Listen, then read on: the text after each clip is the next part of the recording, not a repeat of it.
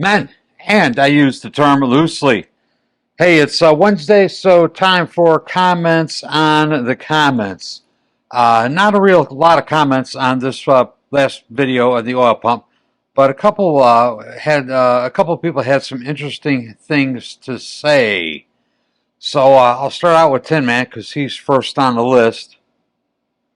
Talks about at some point in the late 70s, early 80s, one of the custom bike magazines covered the new oil pumps, did a big write-up on one, how they modified a set of older cases to accept a G-rotor pump. Went into great detail, blah, blah, blah. He says he remembers a customer bringing the article into a dealership to ask about it. I reminded him that just because you can doesn't mean you need to. Yeah, that's truer words probably were never spoken.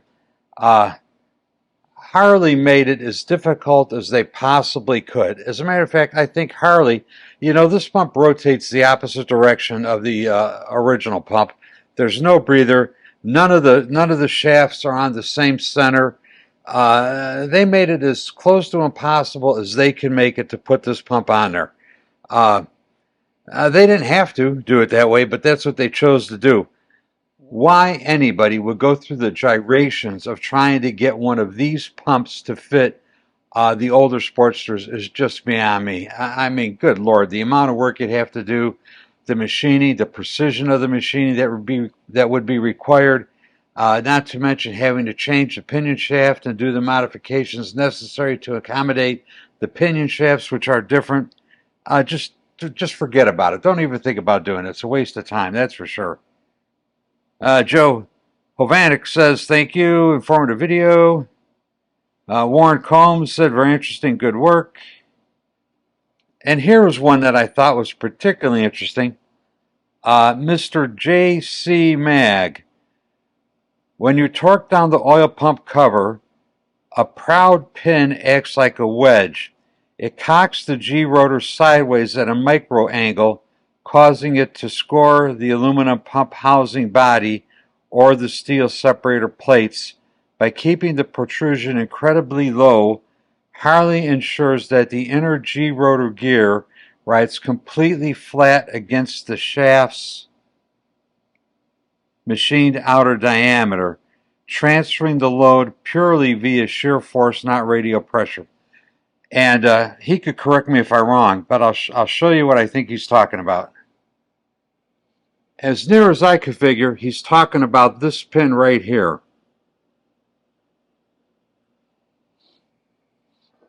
This pin right here. And in the video, I asked the question, why does Harley make it so short? You think you'd want it longer. I guess it really doesn't matter, but it's this pin he's talking about. And what he's trying to explain is that if that pin were so long as to slightly contact the end of one of these slots, it's going to put a side load on this G-rotor gear. And if there's a side load on it, it's not going to be sitting completely flush and square to the shaft. And if it's not completely flush and square to the shaft, it's going to put a side load on the rotor part of this thing. And if this has got a side load on it, it's going to be a little bit cocked in there, and it's going to screw up the pump housing. So I'm pretty sure he was answering my question as to why Harley made it so short, and they wanted to make sure that it was as idiot-proof as they could possibly make it, and I do think they succeeded. Anyway, that's the pin on the shaft and the G-rotor pump. Okay, Mark Julian asks, speaking of oil pumps, I just replaced one of my 73 XLH. I don't want to second guess myself, but I have the hole lined up perfectly in the notch with the flywheel timing mark perfectly vertical. That's the way it's supposed to be. My question is, does the spiral gear have to be in any certain position? I didn't pull that, so am I good to go? The book tells you, well, I think the book tells you that the timing gear, not the spiral oil pump gear, that the timing gear should be installed 5/16 of an inch from the face of the cam cover sealing surface, the gear case. And when the engine is rotating, the spiral gear tries to screw itself off of the shaft, so it will push itself up against the straight cut gear. So yes, it sort of matters how deeply you have the straight cut gear, the actual timing gear, set on the shaft. If you never remove that and you cog the oil pump into position by slipping it in and out of the base until you got it lined up, you're good to go. If, however, you did remove that vertical gear, the actual timing gear, you got to make sure the spiral gear is in the correct horizontal location on the pinion shaft. But like I say, if you never took the straight cut gear off, you should be good to go.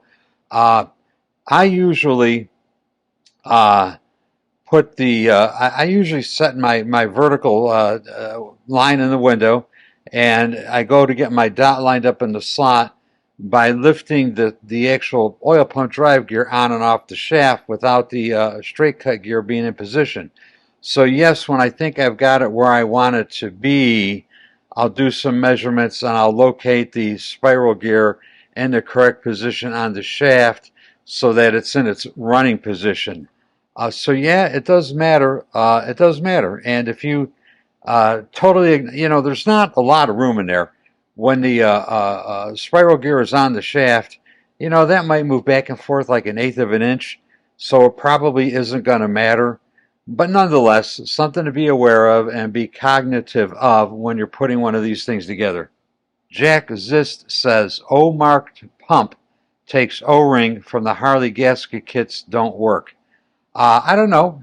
He very well could be right on that. I've never run into that personally, but it sounds like he has. So be aware. Some of them have an O stamped on them somewhere, and if they do, it should have an O-ring, not the square gasket. Anyway, be aware. Here's Mr. J.C. Mag again, and he's talking about taking the bushing out of here. And he uses a technique wherein you get a tap, and this happens to be 9/16, would be the right size for this bushing, and screwing it into the bushing. I'm not going to do it because I don't want to screw up this bushing, but you screw this all the way into the bushing. You could take it out, and then you could put a piece of threaded rod in there or a bolt in there and a tube or a socket or whatever the hell you feel like using, and you could use that to jack the bushing out of the cover. Yes, that is a good way to do that. As a matter of fact, I use that same technique on many bushings that I find pressed into blind holes.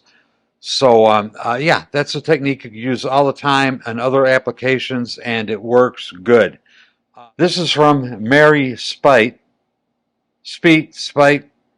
whose husband name is Guy, who actually writes the comments in his wife's account name. Anyway, he says, another Sunday video and what we call on the range a transfer of knowledge.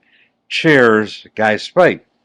Guy made a gift to the channel, and he told me he was going to send me a couple of stickers, and I was looking forward to it.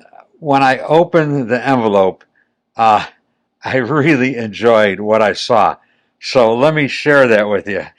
He sent me these 2 stickers, and well, if you've watched my channel, you know what I say about safety. Yeah, third is probably good enough. Well, maybe not good enough, but it's what most of us practice, I think. But yeah, I really got a kick out of that, and we're going to affix one to the toolbox. Yeah, I'm running out of room here. Real estate is becoming scarce. But we'll stick this one over here next to the weldmonger.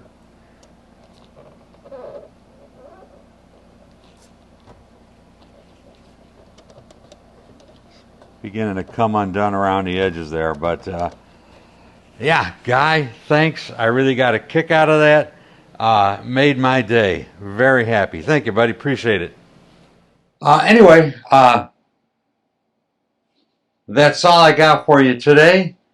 Thanks ever so much for watching, And next video coming out next Sunday morning, and I think it's going to be the first YouTube video released on this. So we'll talk to you later. Thanks for watching. Bye.